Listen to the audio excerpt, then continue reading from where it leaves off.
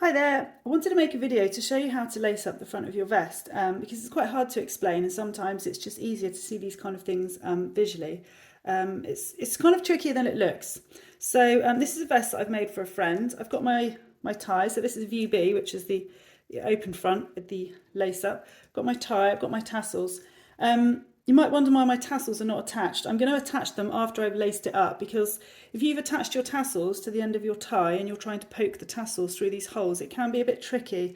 So what I suggest is you lace up the front of your vest with your tie and then you check the length to make sure that you're happy with the length of the chain. Obviously I've given you an amount as a guide, but you might want to tie yours in a really long bow. You might want to just have little sections of chain hanging with the tassels, so the tassels hang quite high. You might want to have a play around with it and check that you're happy with the length before you commit and attach your tassels.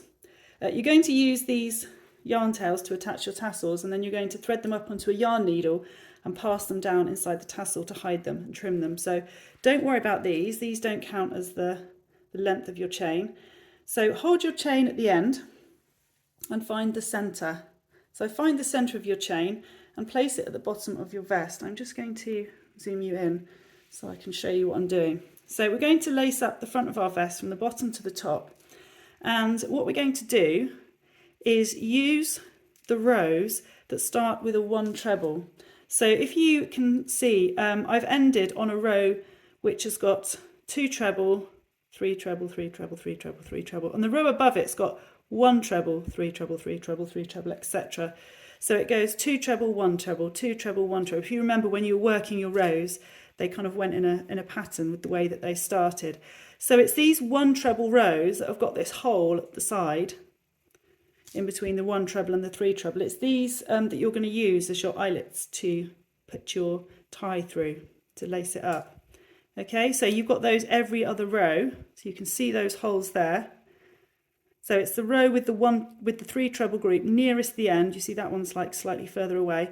That's nearest the end. It's that hole there, that hole there. So every 2 rows you're going to insert your tie.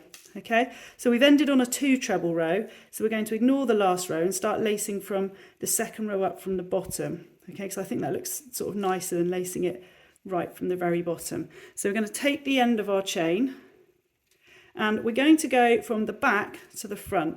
So past the end of your chain. You don't need to thread it up onto anything. You can just loop it up with your fingers, loop it through, and take the end of the other side of your chain and pass it from back to front through that hole. And then just hold your chain together and make sure that that is still even. So that's your halfway point. Now we're going to start lacing. So the lacing kind of goes in kind of 2 actions. You're going to go right to left and then left to right. I quite like it so that the left to right one is always over the top. You might want it the other way around, but this is how I do it. So I always go right to left to right to left to right. Okay, as well as right to left and left to right, we're also going to go back to front. Okay, so it's always back to front. So we're going to go into this hole now because that's the first one. We missed that row, so it's this hole here we're going to go into. So we're going to go right to left first. So that's your right, that's your left. It's right to left as you're facing it. So right to left from the back to the front and pull through. So that's your first one done. And then because we always want left to right on top, this one comes second and we're going to go into this space here. So from the back to the front and pull through. Now, unless you're a fan of having lots of cleavage showing and you want a great big gap there, I would suggest that you pull it quite tight. I'm probably not a fan of that, so I'm going to keep it quite tight. So now we're going to go right to left again, but this is the same one that we've just used. So right to left from the back to the front into this hole here. This 1 treble here is kind of covered by the double crochets that you've done over it, but we know it's there. And then we're going to go left to right, second. So from the back to the front and pull through. And just pull on that gently so it's nice and snug. And we're going to go right to left first. We're going to miss that row and go into that hole there. So from the back to the front, and then left to right second. So miss that row there, so it's this hole here, back to front,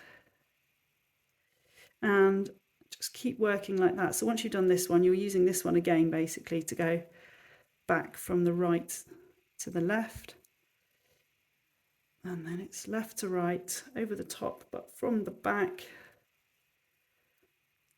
so it looks like that. So you've always got this one going over the top, and then it looks neat rather than having them all sort of mixed up. So I'm just going to go ahead and lace that all the way to the top.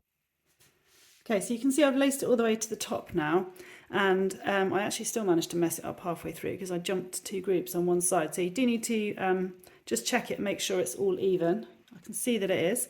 And when you get to the end, the first sort of straight row that you did ended in a 2 treble group. So you actually put the last set of lacing into the top of your last increase group. So you've got the lacing coming out of that that scallop there on the corner. Now, like I said, this is for a friend, and we decided that we didn't want really long tassels dangling in our dinner. So we're just going to probably tie it like that and just have the tassels at that sort of length. So that's what it would look like. You can tie it in a double knot, you can just tie a tiny little bow to keep them nice and short, but you can see that that's all neatly laced up now, and it's going to look good.